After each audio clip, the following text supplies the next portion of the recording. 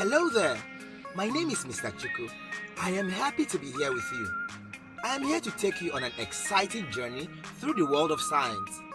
In this lesson, we will learn about workshop safety. Safety is freedom from danger. It is protection from the risk of harm or injury. It is also protections against damage to tools, machines, as well as the prevention or removal of things and factors that can lead to accidents. Safety is very important when using a workshop. A workshop is something we see almost every day. A place where carpentry, furniture, or woodwork is done is a type of workshop. A place where cars are repaired, maintained, or serviced is a type of workshop. A workshop is just a place where technical and engineering works are done. Because a lot of electrical equipment, metallic tools, and machines are used in a workshop, it is important to understand workshop safety. Workshop safety is protection from the risk of harm or injury to the people working or damage to the tools and machines in the workshop. No matter how careful we are in a workshop, accidents can happen sometimes. An accident is an unexpected event that results in an injury, illness, or death. Accidents can also damage properties and equipment. They happen because of hazards, and hazards are unsafe conditions. Hazards leading to accidents can occur. For example, if someone drinks in the workshop, imagine that a drink is left open and then spills into an electrical socket or device. This can cause electrical sparks that can lead to a fire outbreak. Other causes of accidents in the workshop are unsafe conditions of tools, machinery, equipment, or even the workshop environment. The unsafe actions of a workshop user can also cause accidents in the workshop. This can either be a lack of understanding of using workshop tools and machines, or by ignoring important safety rules. Some of the causes of workshop accidents are 1. Lack of safety devices or incorrect use of them. 2.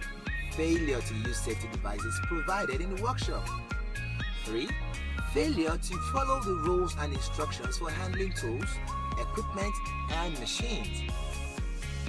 To avoid accidents in the workshop, you need to start by protecting yourself. There are some safety devices that can help you do that. Based on what equipment you'll be using, you may need a variety of safety equipment to protect yourself properly. Generally, you'll need these 4 types of safety equipment to be covered. Number 1, hearing protection.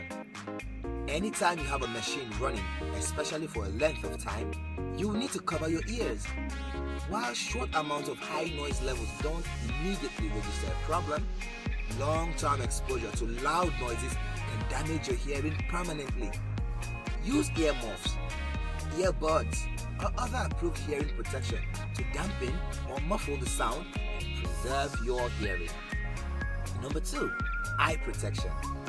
Woodworking machines produce dust, shards, sticks, and more, all of which can be a danger to your eyesight.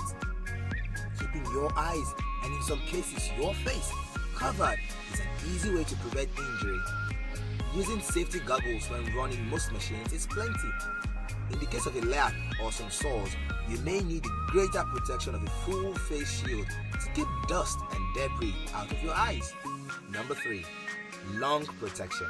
Did I mention woodworking machines produce dust? Not only is dust irritating to the eyes, it can irritate your lungs, nose, and sinus passages too. And the dust of some wood and composite material is dangerous to the body. Covering your nose and mouth with a basic dust mask will take care of most exposure. Keep in mind, dust isn't the only thing that can irritate your lungs. Finishes and other shop chemicals can let off fumes that can cause your body problems as well. In these cases, you may need a more robust mask with replaceable filters. If you are using finishes and shop chemicals, be sure you are in a well-ventilated area. Number 4, hand protection. Ensuring that you don't bleed in the workshop is important too. Even something as small as a splinter can become an issue if left untreated, and sharp things are all over the workshop. Wearing a safety glove when handling materials can help. If you're carving, look for a safety glove designed for the task that prevents the tool from cutting through the glove material. Disposable gloves can protect your hands when gluing or finishing materials as well. Keeping safe in the workshop starts with these basic protection devices. With ears, eyes, lungs and hands all covered, and some tool-specific safety items like feather boards, you will be all set to work in a workshop safely and have a good time too. Wasn't that interesting? Now let us remind ourselves some important things we learned in the lesson. A. Safety is freedom from danger. B. Safety is very important when using a workshop. C. A workshop is a place where technical and engineering works are done. D. Workshop safety is protection from the risk of harm or injury to the people working or damage to the tools and machines in the workshop. E. No matter how careful we are in a workshop, accidents can happen sometimes. F. An accident is an unexpected event that results in an injury, illness, or death. G. Hazards are unsafe conditions. H. To avoid accidents in the workshop, you need to start by protecting yourself. I. To protect yourself in the workshop, you need about 4 types of safety equipment which can protect your eyes, hands, lungs, and ears. Amazing! We've learned something new today, and it was about workshop safety.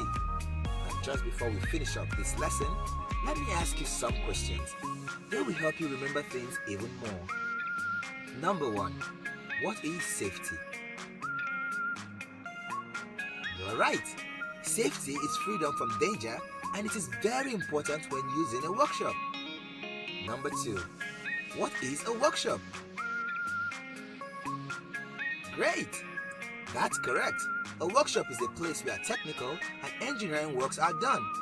An example is a mechanic workshop. Number 3. What are hazards? That's right. Hazards are unsafe conditions that lead to accidents. Wow! Thank you for spending some time with me in this lesson. It was fun learning something new. Let's go away memorizing some new words we must have heard in the lesson. They are sinuses. The sinuses are part of your nose and respiratory system. They connect to your nasal passages in a complex network of airflow and drainage passages. As you breathe in air through your nose and mouth, it moves through the sinus passages. Splinter. A small, thin, sharp piece of wood, glass, or similar material broken off from the larger piece. Featherboard. A featherboard is a safety device used to apply pressure against the workpiece, keeping it flat against a machine, table, or fence. So, now you understand what workshop safety and safety devices are. In the next lesson, we'll learn more interesting things. Until then, bye for now.